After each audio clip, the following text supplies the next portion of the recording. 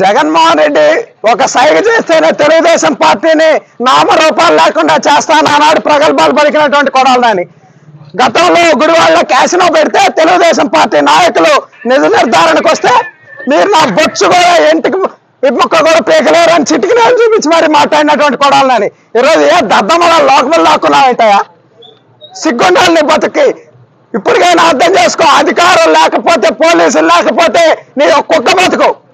ప్రతిపక్షంలో ఉన్నప్పుడు కొడాలని ఇప్పుడు ఏం మాట్లాడలా, అధికారంలోకి వచ్చాక అధికారం బలుపుతో అధికారం మదంతో మాట్లాడి ఇవన్నీ కూడా అడుగుతా ఉన్నాం. 2021లో కొడాలని సవాల్ ఇసిరాడు.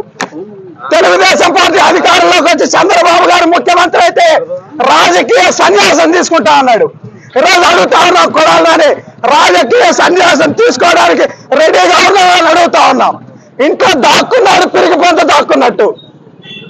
గుడివాడ ప్రజలు భారీ మెజార్టీతో తెలుగుదేశం పార్టీని గెలిపించారంటే అది నీ మీద ప్రజలకు ఉన్నటువంటి ఒక చేత్కారం అని ఈ సందర్భంగా తెలియజేస్తా ఉన్నాం. ఈ రోజు కొడాలని చెప్తా ఉన్నాం, ఇది ట్రైలర్ మాత్రమే. సినిమా ముందున్న రాజా లోకేష్ గారి ఆధ్వర్యంలో మళ్ళీ అంకుశ సినిమా తీపోతా ఉన్నారు. నిన్నే రామిరెడ్డి గారు పెడతారని కూడా ఈ సందర్భంగా చెప్తా ఉన్నాం.